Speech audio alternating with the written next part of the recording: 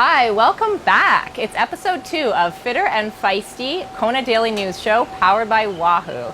I'm Sarah Gross from Live Feisty Media. And I'm Bevan McKinnon from Fitter Radio Podcast. Bevan, you're looking arrow there. I'm trying to cheat the wind from my Wahoo fan. Okay, so earlier in the week, I talked to Jocelyn McCauley, and Jocelyn told me that Bevan was being dropped on a lot of their rides during their training camp in Texas. So I decided that Bevan needed some extra training. And what I chose was my new Wahoo kicker bike, and I'm currently doing 500 watts, and I'm going to do a few single leg drills later on. Of course you are. Just to keep the power up. Amazing. Well, you keep working on that. Yep. And coming up on the show, we have 3 world champions who are talking about race strategy. For all you bike geeks, we have some bike techie talk, and that's coming up after this.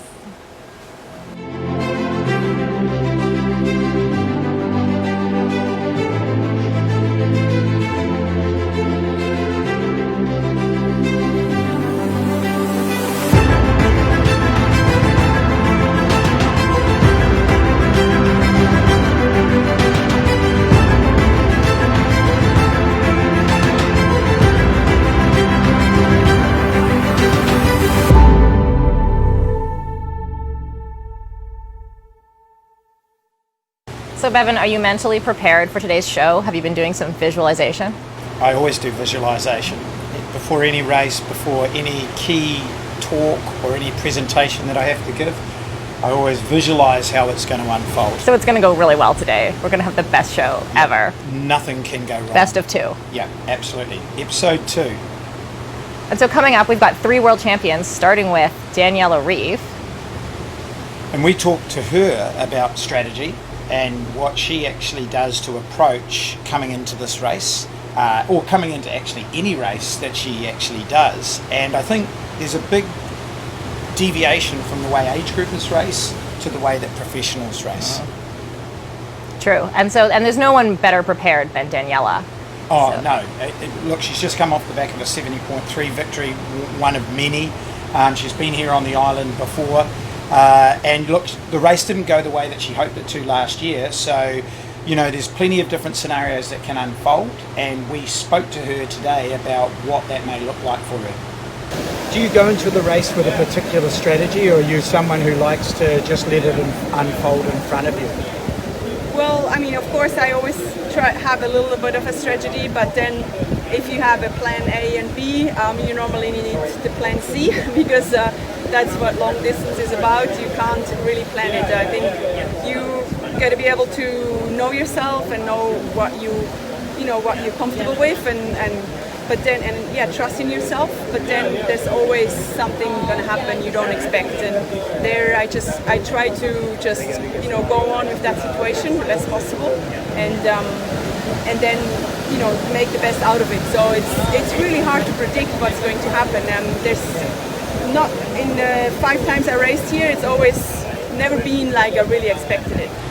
So having spoken to a number of the key contenders here on the Big Island for the race this weekend, it does seem like it's a real common theme between the top pros about being really instinctive in this race. Yeah, absolutely. And you talked to Alistair Brownlee earlier, and 2-time Olympic champion, 2-time world champion, and he said something similar. In terms of having a plan, I think I've kind of never been big on plans in triathlon because you can sit and talk about plans and scenarios and what's your mental approach to this and that all day long, and then you talk about 99 different scenarios and the one that you don't talk about happens. So I think the important thing is you give yourself the physical tools to be able to deal with what you need to do on the day, and then you back your decision making when you're in it, and not worry too much about thinking it beforehand. I think you can have an overall strategy which might be race aggressively or patient or push on now or see what someone else does, etc. But I think you just back yourself that you're going to make the right calls when they occur. So what the viewers may or may not know about Sarah is that she's actually a 2-time Ironman champion. Or are you saying that they should know that? No, they don't need to know that. Okay. But now they do. Thank you. Thank you. My pleasure. Yeah. How many times did you race Kona? 6 times I raced Kona. Okay. How many times did you stuff up Kona? 6 times. Run me through some of the bad decisions that you made. I would be a really great person to get advice from of what not to do. I've been like waiting for someone to ask me this question. It's like when I'm coaching someone who's coming to Kona, I'm like, oh good. Because I got all the information on what not to do.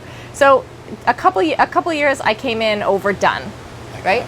So it's a world championship and you train a little extra hard because you're trying to race against the best in the world. Yep. Try to get that bit extra out of yourself, and then I've come into race day kind of cooked, either having thyroid issues or hormone imbalances, those kinds of things. Another one was getting too lean. This is a challenge. I think a lot of women sometimes, and men. No, look, let's not be sexist here and say it's just a women's issue. I know a lot of men who have as many body composition and body fixation issues as what the female athletes do. This is by no means just gender specific, and it is something that really does affect the race. Yes, that's obviously one of the two big things overdone. Yeah, and even if you're not, you don't have eating issues, you're still trying to come into the race as fit as possible. Like even from a performance point of view, it does make sense to be super lean to race in the heat. And so sometimes people just take that too far and you start to lose strength, right? As soon as you lose muscle mass, you lose strength. So definitely I've done that one. I also, I wore bike shoes that I hadn't tested very much and in the heat, and they totally overheated. I'm not going to tell you what brand it was. They totally overheated and my feet were like on fire. I was going through the aid stations pouring cold water on my feet, and it's just that race actually was okay, right? Can I just stop you there and ask you a serious question? Are you still offering your coaching services? Is that something that the viewers can actually sign up for? No, I'm focusing on my media career now. Okay, yes, right. Yes, fair enough. Yeah. Okay. So yeah, I mean, I think the best races that I had, even though things always go wrong, and this is probably to the point of that Alistair was making, or that Daniela was making earlier, is that something's always going to go wrong and you have to troubleshoot in real time. Yeah. And that perfect race is always elusive. And so my best races were when I troubleshot. Is that a word? Troubleshot? Past tense? Yeah, pretty much. That'll do. Yeah. I troubleshot well and then ended up finishing with, maybe slightly off the times that my goal times were, but I still felt good about it at the end of the day. Well, you came here 6 times. Marinda Carfrey's come here 10 times, and even Marinda Carfrey last year found that the race didn't unfold as what she thought it would. So we spoke to her about her preparation for this year's event. I caught up to a bunch of, I feel like there's 10 or 12 girls, the main pack. A lot of the key players other than Daniela and Lucy were up the road a little further.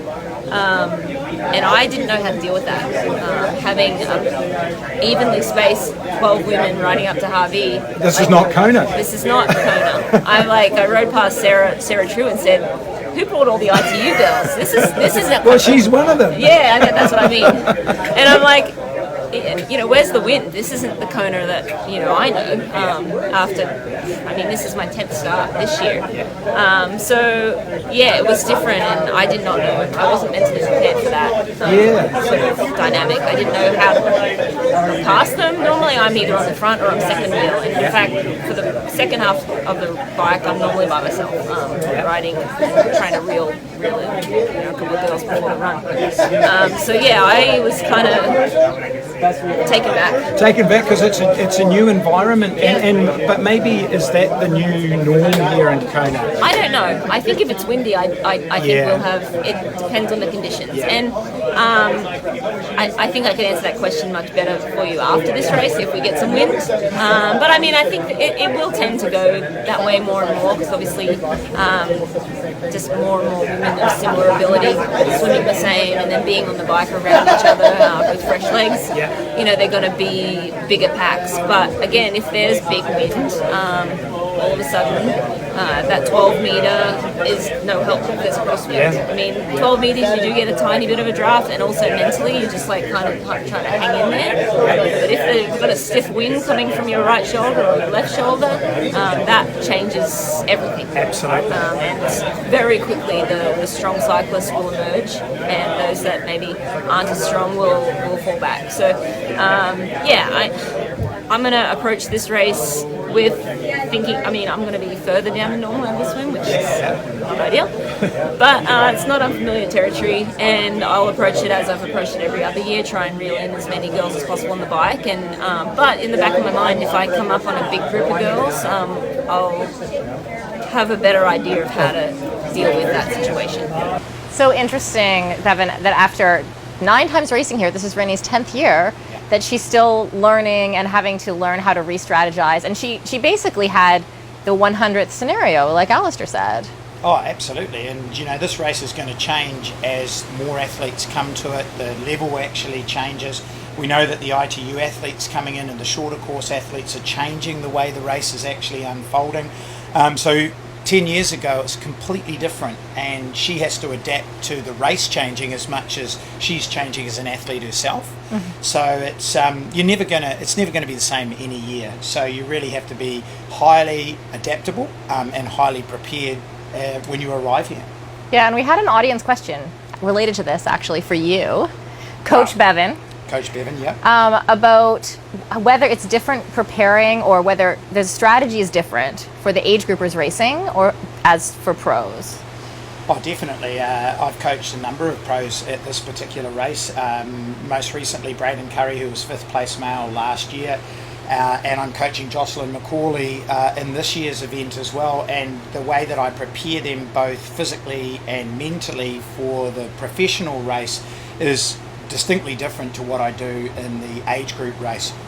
The skill set of those professional athletes affords them the ability to be more stochastic or variable in their output, to react to the race differently because moves happen that they need to cover, whereas in the age group race I'm much more controlled and measured in my race management plans. I don't know, you're a coach yourself. Do you agree or disagree with that? I mostly agree. Okay. But I would add, I think it's different if you're strategizing to win the race. Yeah. Like if you're racing to win, that's a different thing than if you're just here to, you qualified and you're just here maybe to do your best race, or if you're finishing mid-pack. Yeah. Right? And so that, I think that could apply to the age group field as well as the pro field. Yeah. So if you're someone who's coming here as a pro and you kind of know if you're going to be going after the top 10, you know, you might not necessarily even be racing to win. Yeah. And same thing with the age groups. You know, you might be racing to win your age group, in which case you do need to strategize as much as a pro would. You do, but the problem here in Kona is that 99% of the age groupers go out trying to win the age group, and probably about 98% of those end up walking the marathon. Yeah. So I think there's an element of control that needs to be exerted as an age group athlete in order to get the best out of yourself, because your fitness levels are different. But the race changes because of the groups that move around the professional course, and if you're not with certain groups, then you may never see them again. So there is a degree of instinctiveness in the professional race that doesn't actually happen so much in the age group race, and there's more room to play in the professional race and the age group race once we get a whole host of people out there on the Queen K. Right. And no matter who you are, you know, you only have a certain number of matches to burn. And if you burn them all out during the swim, you're in trouble.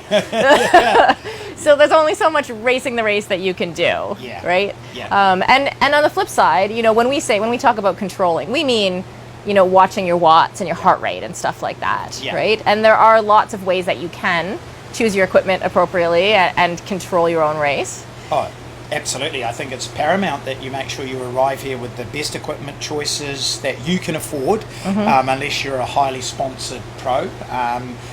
But those things do matter. It's a very windy race. Aerodynamics matters. Tyre selection matters. I know when I coached Braden here a couple of years ago, he punctured out of the race. That's a significant factor for age groupers and professionals that you need to consider. You know, there's a whole host of things about what you put on your bike, what wheels you choose and so forth. And we spoke with Cody Beals, who's, I would say, an absolute expert in this space. For the people that are racing on the weekend, I know even Jocelyn McCauley, who I coach, who you know relatively well, reached out to you and said, rim width, what should people be running here in Kona? In your opinion? In terms of depth, you mean? Yeah. Oh, depth, and then also tyre width. So I'm choosing to run an 86mm deep rim, Yep.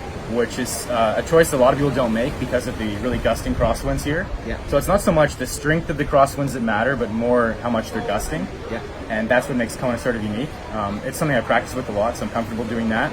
Some athletes, particularly smaller women, should probably go with a shallower rim than that. Yep. In terms of rim width, most of the good rims you're seeing these days that are testing best are around 23mm wide, and tire choice kind of mirrors that. There's a bit of a trade-off between narrower tires being a little bit faster aerodynamically, but not rolling quite as well. So if you really want to split hairs, you can actually talk about a different tire for the front and the rear, which is something I do. So I'm running a 23mm Continental GP 5000, which tests very well aerodynamically. It's got a really nice profile. It tests well across a lot of wheels, especially 23mm wide rims. Yeah. Rear tire, I'm running a 24 or 25 GP Attack, which actually is a tire that rolls a little bit faster. Because there's a bit of a bias. With more weight on the rear tire, you want a tire that rolls faster, shielded by the frame aerodynamically, so aerodynamics are lower priority. The front tire, more about aerodynamics, less about rolling resistance. But that's really splitting hairs. You put a little bit of thought into this. What about a little.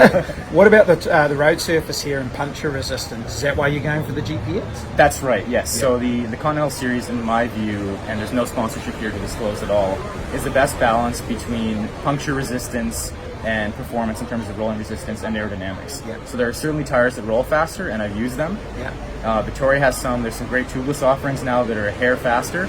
But in my opinion, they're too fragile. And it comes down to a question of personal risk tolerance, you know? For me, I don't think it's going to functionally impact my race to gain a watt or two of rolling resistance advantage, but it's certainly going to impact my race if I increase my chance of getting a flat really significantly. Okay. PSI. Your PSI. Pounds? Oh, so this is an interesting question as well. I'm going to be running, assuming there's no precipitation at all and the roads are clear, I'm going to run about 95 rear and 90 front because the road conditions here are good. If the road conditions were poor or there was heavy rain, I'd knock 5 PSI off that. And with some of the new hookless rims, I've just learned you can run significantly lower PSI. You must need a good week to review bike gear before you make any decisions, but it is a passion of yours.